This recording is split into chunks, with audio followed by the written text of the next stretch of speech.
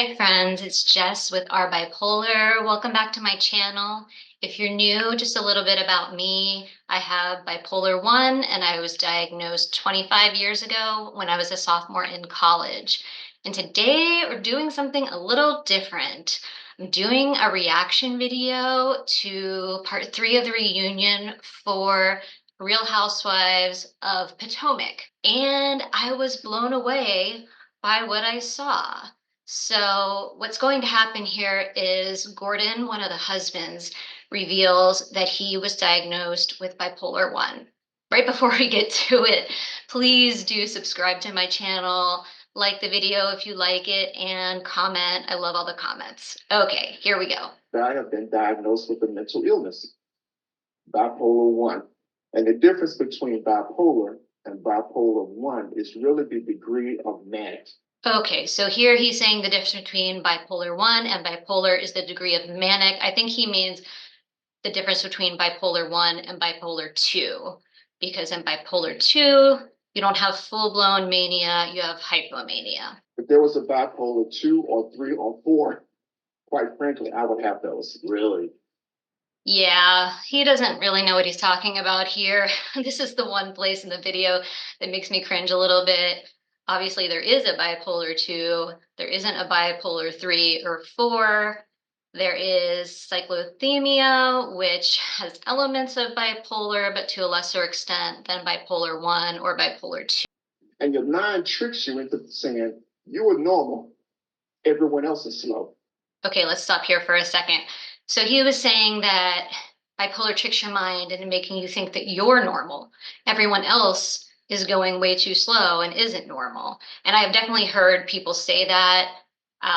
For me, I always thought as soon as I had mania, I knew something wasn't right with me and that I wasn't acting like myself. But people experience mania differently. What I began to realize is that as early as my early 20s, I've had this, and I could remember episodes over the course of my life. Let's stop it here. So Gordon is saying he remembers episodes as far back as in his 20s, and he is being diagnosed much later in life. But yes, the average age of being diagnosed, I believe, is 22. So that does fit. My manic got worse over the years.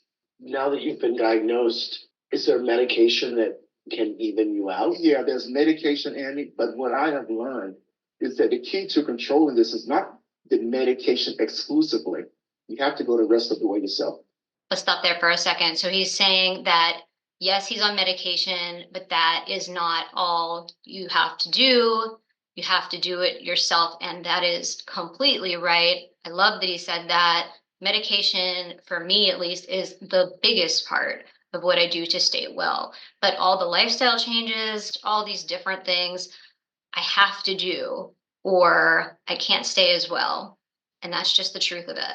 The behaviors that are the beginning of going into a manic episode. Mania builds. And you see it coming.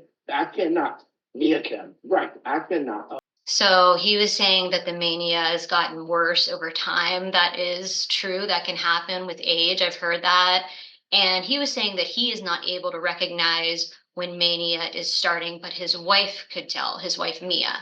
And I have also heard that from people.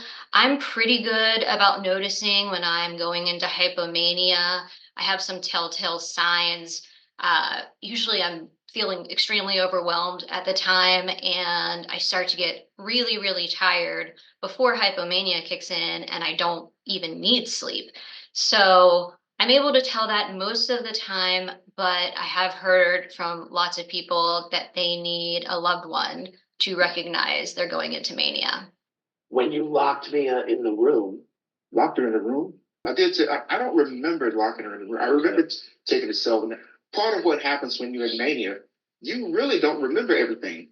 Okay, so this is definitely a symptom of mania that you don't remember, or at least you don't remember everything. So he's saying he doesn't remember locking her in a room. I don't know what was happening in that situation. I fully believe had I gotten control of this manic behavior sooner, Mia would still be with me. She left me because she couldn't take this anymore. Right. So this is really sad, but he's saying that Mia left him because he didn't get control of his mania and what was going on.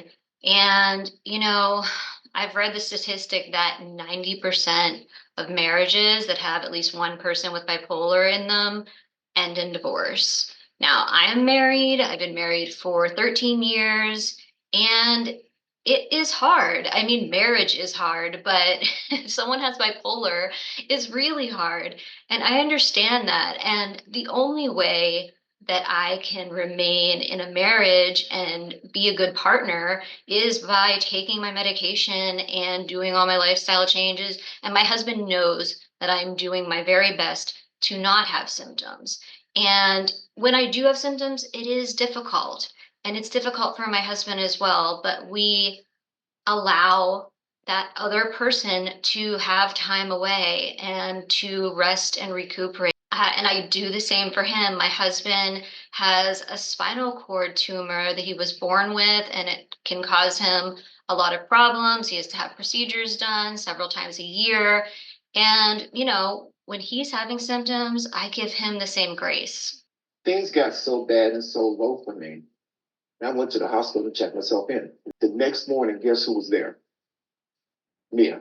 She showed up the next morning, really amazing. make sure that I, had everything I need. Left and went to get me a change of clothes. Yeah. My place was 70 miles away.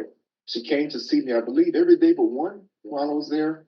They're getting divorced, and his wife is still there for him despite that, and is showing up for him and having support, especially when you're having symptoms, you're being hospitalized, is so important. Forever gonna Like take care of caretaking, so to speak. Absolutely. So You're I right. appreciate you saying that, but I'm telling you, I am good now. I understand my mental illness. I understand how to control it now. So again, Mia is saying she's going to continue to support Gordon, but she's not going to be living with him. But he says now he has the tools. He knows how to take care of his bipolar and what he needs to do. And so how is your relationship with your family now? 100% better. Oh, I'm so happy to 100% hear it. better. I understand now that when my brothers and sisters kicked me out of CEO, it was because I was in a manic phase. So no lawsuits. Well, we dropped out. And I You're can't talk still about a part owner. Oh, yeah. Great. Yeah, we never lost our Right. shares. All I Really? lost was the CEO position. And Okay. that came along with that. Okay. So Gordon's talking about the fact that because he was having manic episodes, he was in business with his family and they kicked him out as CEO. And wow, now things are being fixed. So, this is all pretty amazing. And I'm just glad to hear. I'm glad this is being talked about on TV. Thank you for being so open with us. Wow, I was just so shocked and pleasantly surprised when I turned on this reunion show today. I, I was eating lunch and I work from home and I put it on and they're talking about bipolar 1 on this huge platform on a housewives show. I'm just in awe. First of all, he explained having bipolar and how to manage it in a very small amount of time, and he did it very well, aside from that bipolar 2 or 3 or 4 comment. He explained it in words people can understand, and he did it on this large platform. So I'm really pleased to see this. I had to do a video, even though I just put out another video today. So thank you for watching this video, and I'll see you in the next one. Bye.